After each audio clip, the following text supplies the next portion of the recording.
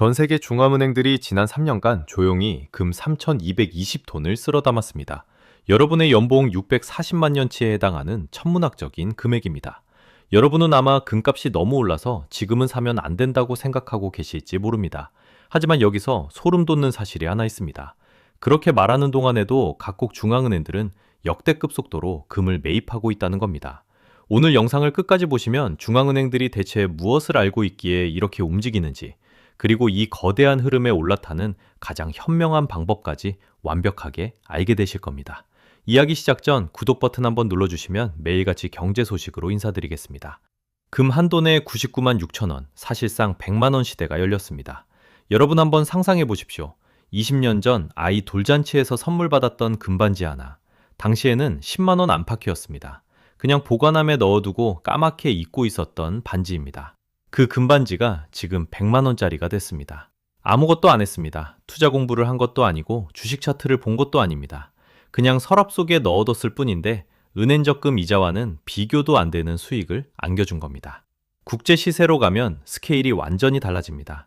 올해 1월 25일 금값이 사상 최초로 온스당 5,000달러를 뚫었습니다. 그리고 불과 나흘 뒤인 29일에는 5,500달러까지 치솟았습니다. 2000년에 금값이 온스당 280달러였습니다. 거기서 지금 5,500달러까지 올라왔으니 정확히 20배 폭등한 겁니다. 이 숫자가 피부에 와닿지 않으실 텐데 26년 전에 금에 500만 원을 넣어뒀다면 지금 1억 원이 되어 있다는 뜻입니다. 같은 돈을 은행 정기예금에 넣어뒀다면 이자 다 합쳐봐야 기껏해야 1,500만 원입니다. 1억 원과 1,500만 원. 선택 하나가 만든 차이가 이 정도입니다. 상승 속도는 더 무시무시합니다. 2025년 한 해 동안만 국내 금 한돈 가격이 52만 7천 원에서 90만 원까지 뛰었습니다. 60에서 70% 폭등입니다. 은행 정기예금 금리가 3%대를 맴도는 시대에 금은 혼자서 70%를 찍었습니다. 예금 이자율의 20배가 넘는 수익률입니다. 올해 4월 기준 최근 1년 수익률만 봐도 44%, 같은 기간 코스피 수익률이 15에서 25%였으니까 주식시장도 압도적으로 이긴 겁니다. 그런데 여기서 소름 돋는 건 이게 끝이 아니라는 겁니다. 골드만삭스는 올해 말 금값 목표를 5,400달러로 올려잡았습니다. 기존 전망이 4,900달러였는데 상향 조정한 겁니다. 여기서 더 나갑니다. ICBC 스탠다드 은행은 7,150달러까지 갈 수 있다는 전망을 내놨습니다. 7,150달러면 지금 시세 4,824달러에서 50%가 더 오른다는 겁니다. 금 한돈 150만 원 시대가 현실로 다가올 수 있다는 뜻입니다. HSBC도 올해 상반기 5,000달러 도달을 전망하면서 평균 금값 예상치를 기존 3,950달러에서 4,600달러로 대폭 올려잡았습니다. 세계적인 투자은행들이 하나같이 전망치를 상향하고 있다는 건 이게 단순한 일시적 과열이 아니라는 뜻입니다. 그런데 여러분, 금값이 오르는 진짜 이유는 금이 아닙니다. 문제는 여기서부터입니다. 금값이 왜 이렇게 미쳐 날뛰고 있는지 그 배후를 추적해 보겠습니다. 가장 먼저 우리가 직시해야 할 단서가 하나 있습니다. 전 세계 중앙은행들이 2022년부터 2024년까지 3년 동안 무려 3,220톤의 금을 쓸어 담았습니다. 이 규모를 한번 따져보겠습니다. 여러분의 연봉 640만 년치에 해당하는 천문학적인 금액입니다. 640만 년이면 현생 인류가 지구에 등장하기도 전입니다. 인류 역사 전체보다 긴 시간 동안 월급을 한 푼도 안 쓰고 모아야 겨우 살 수 있는 양의 금을 중앙은행들이 단 3년 만에 집어삼킨 겁니다. 연도별로 뜯어보면 뚜렷한 패턴이 드러납니다. 2022년 1082톤, 러시아 우크라이나 전쟁이 터지면서 역대 최대 매입 기록을 세운 해입니다. 전쟁이 끝나면 줄어들 줄 알았습니다. 하지만 2023년 1037톤, 2024년 1045톤, 3년 연속으로 1000톤을 넘겼습니다. 2014년부터 2016년까지 3년간 매입량과 비교하면 104% 증가한 수치입니다. 3년 만에 매입 속도가 2배로 뛴 겁니다. 이게 끝이 아닙니다. 세계금위원회 설문에 따르면 전 세계 중앙은행의 43%가 앞으로 금 보유량을 더 늘리겠다고 답했습니다. 세계금위원회는 금산업의 유행 같은 기관인데 그 설문에서 역대 최고 비율이 나온 겁니다. 속도를 줄이기는커녕 더 가속하겠다는 뜻입니다. 누가 이렇게 사들이고 있는지 구체적으로 들여다보겠습니다. 중국 인민은행은 15개월에서 16개월 연속으로 쉬지 않고 금을 매입하고 있습니다. 보유량이 7,419만 온스까지 불어났습니다. 한 달도 빠짐없이 사들이고 있다는 건 이게 일시적인 판단이 아니라 국가 전략이라는 뜻입니다. 폴란드는 더 놀랍습니다. 2년 연속 세계 최대 금 매입국이라는 타이틀을 거머쥐었습니다. 2025년 한 해에만 102톤을 사들였고 외환 보유액 중 금 비중 목표를 20%에서 30%로 올려잡았습니다. 국가 재산의 거의 3분의 1을 금으로 채우겠다고 선언한 겁니다. 카자흐스탄도 2025년에 57톤을 매입하며 역대 최대 기록을 세웠습니다. 한두 나라의 특이한 행동이 아닙니다. 전 세계적인 흐름입니다. 여기서 기막힌 모순이 드러납니다. 많은 분이 이런 말을 들어보셨을 겁니다. 금은 변동성이 크고 이자도 배당도 없으니까 개인 투자자에게는 위험하다. 사실 그런 경고 자체가 틀린 건 아닙니다. 그런데 여러분, 여기서 우리가 놓치고 있는 핵심적인 사실이 하나 있습니다. 그렇게 개인에게는 위험하다고 말하는 바로 그 기관들이 자기들은 역대급 규모로 금을 사재기하고 있다는 겁니다. 입으로는 사지 말라고 하면서 손으로는 쓸어 담고 있는 겁니다. 이 정보 비대칭이 얼마나 극심한지 숫자로 확인해 보겠습니다. 미국의 금 보유량은 8,133톤으로 외환 보유액의 72%가 금입니다. 국가 재산의 거의 4분의 3을 금으로 쥐고 있는 겁니다. 독일도 72%, 이탈리아 68%, 프랑스 67%. 서방 선진국들은 하나같이 외환 보유액의 절반 이상을 금으로 무장하고 있습니다.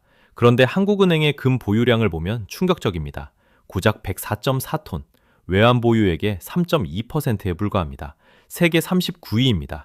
미국이 72%를 금으로 채워놓은 상황에서 한국은 3.2%입니다. 더 기가 막힌 건 한국은행이 마지막으로 금을 매입한 시점이 2013년이라는 사실입니다. 무려 13년째 단 1g도 사지 않고 있습니다. 전 세계 중앙은행들이 역사적인 규모로 금을 쓸어 담고 있는 이 한가운데서 한국은행만 13년째 손을 놓고 구경하고 있는 겁니다. 골드만삭스는 올해 중앙은행들이 매달 평균 60톤씩 금을 매입할 것으로 전망했습니다. 이 거대한 물결 속에서 우리나라만 홀로 빠져 있는 겁니다. 여러분이라면 어떻게 생각하시겠습니까? 전 세계가 금을 사재기하는데 우리만 가만히 서 있는 게 과연 현명한 판단일까요? 그렇다면 중앙은행들은 대체 무엇을 알고 있는 걸까요? 돈의 흐름을 따라가 보면 소름 돋는 진실에 도달하게 됩니다. 돈의 흐름을 따라가 보면 중앙은행들이 금을 사재기하는 이유가 금 자체에 있지 않다는 걸 알게 됩니다. 진짜 이유는 달러 체제의 균열입니다. 미국 국가 부채가 38조 달러를 돌파했습니다. 이 숫자가 피부에 와닿지 않으실 텐데 미국 직장인 평균 연봉 5만 달러 기준으로 7억 6천만 명이 1년 동안 한 푼도 안 쓰고 모아야 갚을 수 있는 천문학적인 금액입니다. 이 빚이 줄어들 가능성은 없습니다. 매년 7조 달러를 쓰고 5조 달러를 거두니 해마다 2조 달러씩 빚이 불어납니다. 트럼프 대통령이 정부 효유부를 만들어 2조 달러 삭감을 약속했지만 실제로 깎은 건 1,150억 달러, 목표의 5.8%로 사실상 실패했습니다. 여기서 충격적인 사실이 있습니다. 역사상 최초로 미국이 3대 신용평가기관 모두에서 최고 등급을 이뤘습니다. S&P 2011년 피치, 2023년, 무디스 2025년. 여러분이 은행에서 신용등급이 떨어지면 이자가 오르고 대출 한도가 줄어듭니다. 미국이라는 나라에 똑같은 일이 벌어지고 있는 겁니다. 여러분은 아마 금리가 높으면 금값은 떨어지는 거 아니냐고 생각하고 계실 겁니다. 사실 틀린 말은 아닙니다. 그런데 여기서 우리가 놓치고 있는 핵심이 있습니다.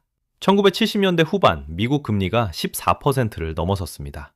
1980년대 초에는 최대 20%까지 치솟았습니다. 모든 전문가가 금은 끝났다고 했습니다. 결과요? 금값은 온스당 41달러에서 850달러까지 약 20배 폭등했습니다.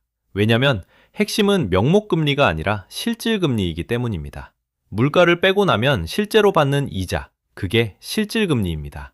금리가 높아도 물가가 더 빠르게 오르면 은행에 돈을 넣어둬도 손해입니다. 지금 미국 기준금리 약 3.5%에서 3.75%인데 물가 3.0%를 빼면 실질금리는 겨우 0.5%에서 0.75%입니다. 금리가 더 내려가면 금액에는 날개를 다는 겁니다. 이게 여러분의 지갑에 어떤 의미인지 구체적으로 말씀드리겠습니다. 여러분이 은행에 1,000만 원을 넣어뒀다고 가정해 보겠습니다. 예금 이자 3.5%를 받으면 35만 원이 들어옵니다. 하지만 물가가 3% 오르면 여러분의 돈의 실제 구매력은 30만 원이 사라지는 겁니다. 이자를 받아도 실질적으로는 겨우 5만 원밖에 안 남는 겁니다. 여기서 물가가 이자율을 넘어서는 순간 여러분의 예금은 놔두면 놔둘수록 가치가 녹아내립니다. 결국 정부가 이 빚을 해결할 방법은 하나뿐입니다. 인플레이션. 물가를 올려서 돈의 가치를 떨어뜨리면 빚의 실질 부담이 줄어듭니다. 경제학에서는 이걸 소리 없는 세금이라 부릅니다. 중앙은행들은 이 시나리오를 읽고 달러 대신 금을 쌓고 있는 겁니다. 여러분이라면 어떤 선택을 하시겠습니까?